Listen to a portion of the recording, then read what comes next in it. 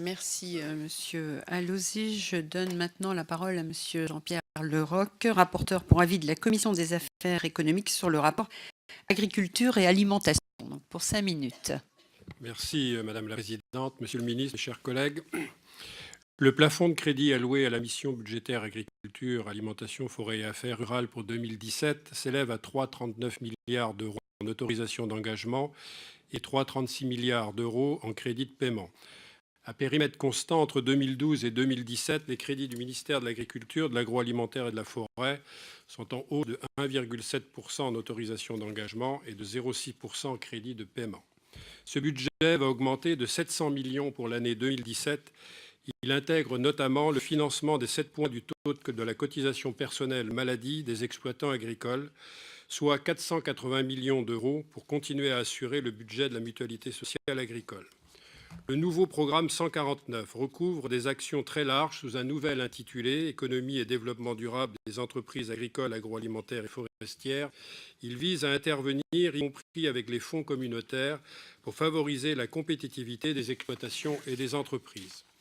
Le périmètre du programme 206, Sécurité et qualité sanitaire de l'alimentation, est inchangé. Pour 2017, l'accent est mis sur le renforcement des dispositifs de prévention et de surveillance des risques sanitaires, notamment les risques pour les maladies animales et phytosanitaires liés aux organismes nuisibles aux végétaux. Si le programme 215, donc conduite et pilotage des politiques de l'agriculture, voit ses crédits baisser, cela traduit les mesures d'économie et d'optimisation sur le fonctionnement courant mises en œuvre par les services du ministère, en particulier dans les services déconcentrés au sein des directions régionales de l'alimentation, de l'agriculture et de la forêt, ainsi que les directions départementales des territoires. Le compte d'affectation spéciale développement agricole et rural bénéficie du même plafond de dépenses qu'en 2015 et 2016, soit 147,5 millions d'euros. Ce compte étant abondé par la totalité de la taxe sur le chiffre d'affaires des exploitations agricoles. La dotation en faveur de l'enseignement et de la recherche agricole augmente de nouveau par rapport à 2016 afin de poursuivre l'objectif affiché dès 2012 de créer 1 000 emplois dans l'enseignement agricole.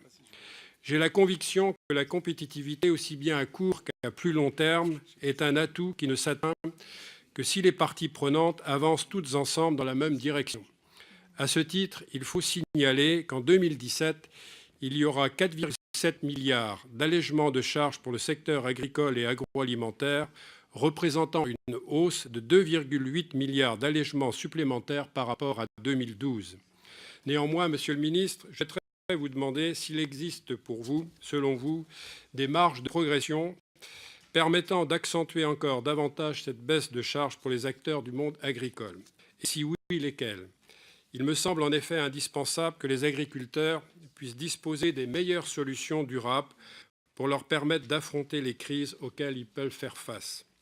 En outre, la succession de ces crises ces derniers mois doit conduire à une approche commune renforcée, car il n'est pas envisageable de se contenter de ne gérer que les effets de crise. La PAC doit être dans l'anticipation pour que les agriculteurs soient dans les meilleures dispositions pour faire face à ces crises. Or, la négociation et la préparation de la prochaine PAC vont débuter dès l'an prochain. Et compte tenu du Brexit et de l'importance moindre à court terme de la Grande-Bretagne, je souhaiterais connaître votre vision sur la future PAC à mettre en place dès 2020 et sur la possibilité éventuelle d'un retour d'outils de régulation à l'échelle européenne.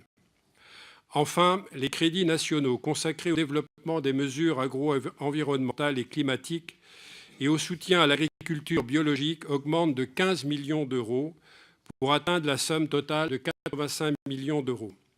Malgré cela, nous faisons toujours face à un retard considérable s'agissant en particulier du développement de nos énergies renouvelables d'origine agricole. Dès lors, quelles sont selon vous les pistes à explorer pour atténuer ce retard vis-à-vis de nos voisins européens ? J'aimerais, avant de terminer, et à l'occasion de ce dernier projet de loi de finances du quinquennat, saluer votre action, Monsieur le Ministre, qui aura su devenir avec courage et détermination le ministre qui sera resté le plus longtemps en place depuis 1836, date de création d'un ministère dédié à l'agriculture. Mes chers collègues, je vous propose de soutenir l'action du gouvernement et du ministre de l'Agriculture en donnant un avis favorable à l'adoption des crédits de programme présentés. Merci beaucoup, monsieur le rapporteur.